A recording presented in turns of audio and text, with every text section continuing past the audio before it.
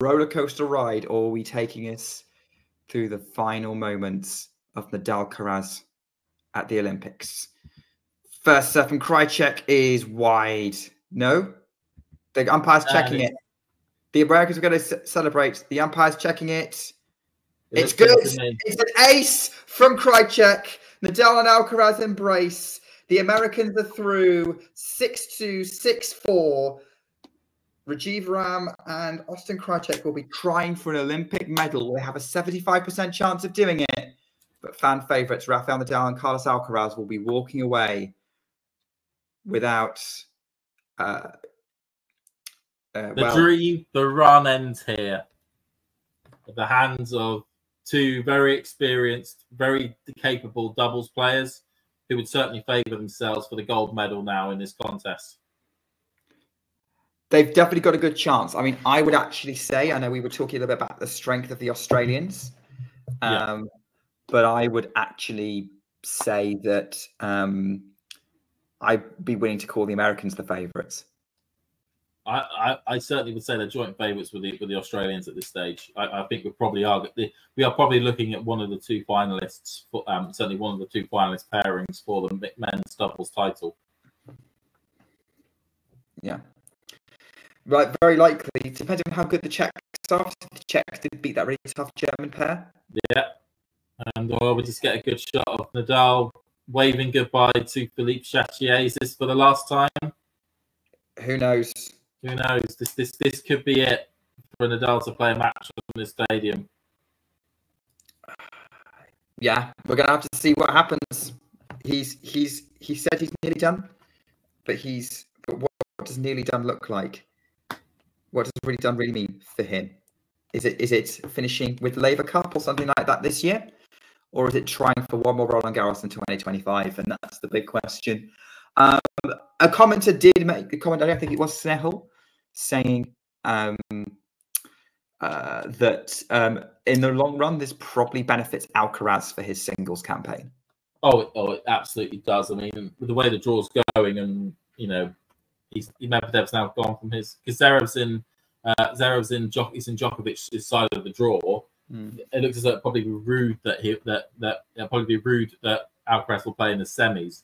It's looking good for Charlie to be able to pick up, it's certainly to pick up a medal of some description, but it's looking as though it probably will be either gold or silver, and it's looking good for gold. Yeah, he would be the favourite in that situation. Schwarner's sad. It was a fun ride. It was a fun ride. And the one thing that we can all say this Olympics is doing is it's giving us last great swan songs for some of the greats of the game which are about to leave us. I tell you what, I had a similar feeling to when I was watching Euro 2016 and we were seeing the runs from Iceland and Wales in that tournament. I know Iceland beat England. This was a feeling I got after they beat England. But I was kind of hoping for an Iceland-Wales final, which we didn't get because Iceland lost in the quarterfinals and Wales lost in the semi-finals. But hey, with that with that trajectory, maybe Marion Evans as the equivalent with Nadal Alcaraz, not quite making that sort of very hyped final. Because that would have been a crazy final if that happened. But maybe that gives hope for Marion Evans tomorrow, which I think now everyone's going to be moving over to gravitating towards maybe trying to support happening if possible. Yeah, Rafa, that was... But yeah, as this tweet, I don't know who the tweet's from, is putting it, this was that Rafa's Olympic career is over. Oh, it's from Jose Morgado. Rafa's career is over. Olympic career is over. That's his last Olympics, and yeah, that's just unless he takes up trap shooting. This is Nadal's career in the Olympics over. Goes to golf. Yeah, goes to golf, or archery if or something like that you can play in your 50s. Skateboarding. About a 50-year-old skateboarder. Yeah. Or BMXing if he wants to be riding down ramps. and whatnot there.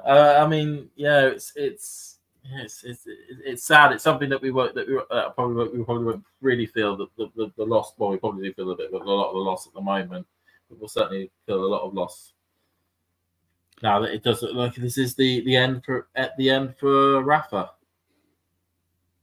Or at least the end of his career at Roland Garros. It's a weird moment to process, really, because I kind of already. Obviously, it's the location. It's Roland Garros, but it's a weird moment to process because one, we don't know the 100%, but two, we kind of already went through that with the Zverev first round match at Roland Garros proper. Yeah, and I feel like that was a more significant moment than this. Not because it's doubles, not because the Olympics is less important, but because I think it's because of who his doubles partner is. If Nadal was playing with someone like Marcel Granollers or Marc Lopez again, and I think Marc Lopez is retired, it would be all about Nadal. This moment would be all about Nadal. But unless you are a rabid Rafa fan, this was all about the two of them together playing. Yeah. And that was where the excitement kind of came from, at least from my perspective. So for me, it's kind of an exciting doubles. I'm more thinking about an exciting doubles team going out than necessarily this being a final moment for Rafa, because for me, this is just a step on another step in a certain chapter of his journey. Indeed, it's like you say, it's an exciting doubles pairing because of the two players and what they've done in the singles game, and then bringing them over to the doubles game, and with the way the draws are working out, the last personal pairing that people will have that people will care about that are in the general sporting world is now Evans and Murray, who are still left and who could still do something in the competition to make people excited for it. Unless you are, for the general tennis fan or for the general sporting fan that doesn't have a nationality in that competition to see if it's get a potential medal, which would be Australia, Czech, or the US. Yeah. Which, I know what you mean. Like, and I think also the doubt that Rafa's put into it, this being his final year, by saying that it is, but then saying that the potential that he could be back next year. But yeah, we don't know. We don't know with Rafa. But yeah, this is the end of his Olympic career. Is it the end? The last match we'll see him play at Roland Garros. Only the future will tell us. Yeah. I wonder if, by his language, he'd maybe wanted to extend his swan song by another 6 months and play another RG and finish there. People always think that Roland Garros will be the place that he will end his career, but then he is also now committed to playing the US Open and the Labour Cup. Yeah, absolutely, and he's had a lot of success at the US Open. Yeah, it's been by far his most successful hard court tournament. Actually, it's been outside of Roland Garros. I think it's been his most successful Grand Slam with winning. Was it 4 or 5 of them? 4 US Opens, yeah. 4 US Opens. 2010, 2013, 2017, 2019. Yeah. Like US Open's not guaranteed though. No, yeah, it's not guaranteed. But we know he's on the draw sheet, and if you're on the draw sheet, then you're the entry list. Sorry, then you're at least sticking in the potential. But we know he's definitely down for Labour Cup, because the Labour Cup social media do their utmost to promote it to the heavens. Well, yeah, because that's going to sell tickets in Berlin. Yeah. Interesting. Yeah. So let's see what happens with Nadal coming up next. That was fun while it lasted. But it was a good day. But yeah, overall, Nadal and Alcaraz gave us some great moments, but at the end, doubles experience always wins out, I guess. Yeah, it was a proper doubles pairing, doing proper doubles tactics, and it doesn't matter how good you are at singles players, unless you can instill some of those double tactics into your game. Then in the doubles format, then 9 times out of 10 you're going to lose. 9 times out of 10. But let's see what happens. All right. Well, we've got more we've got another doubles pairing to look forward to. A lot of people in chat excited for Marion Evans happening tomorrow against Fritz and Paul. 50-50 match, that one. There's still plenty of other tennis to kind of work its way through. We've got one more women's singles match to come, Krajicek Vekic. We probably will be done streaming on Talking Tennis, I think. No, schedule's not been released, unfortunately. No, not yet. Will probably be after the Vekic Krajicek match. But yeah, we're not done. I think you're happy to wrap up here, James? Happy to wrap up. I need to eat my tea now. All right. Yeah, it's me too. So, all right, we'll wrap it up. Thanks everyone for joining. We will be streaming tomorrow because it is our 2-year anniversary for Talking Tennis.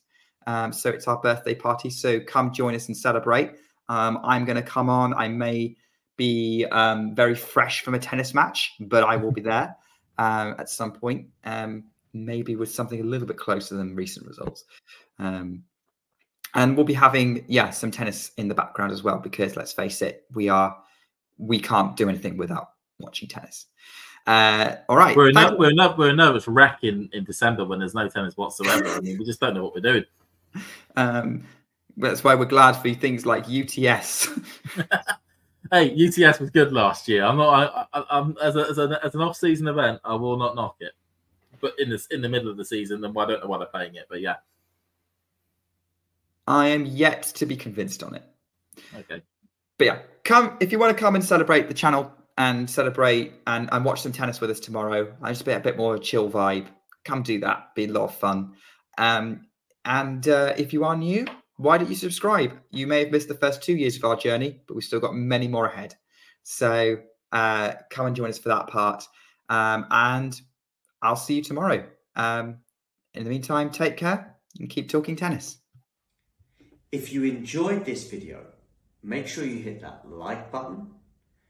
Don't forget to subscribe and click that notification bell so you don't miss out on all things tennis.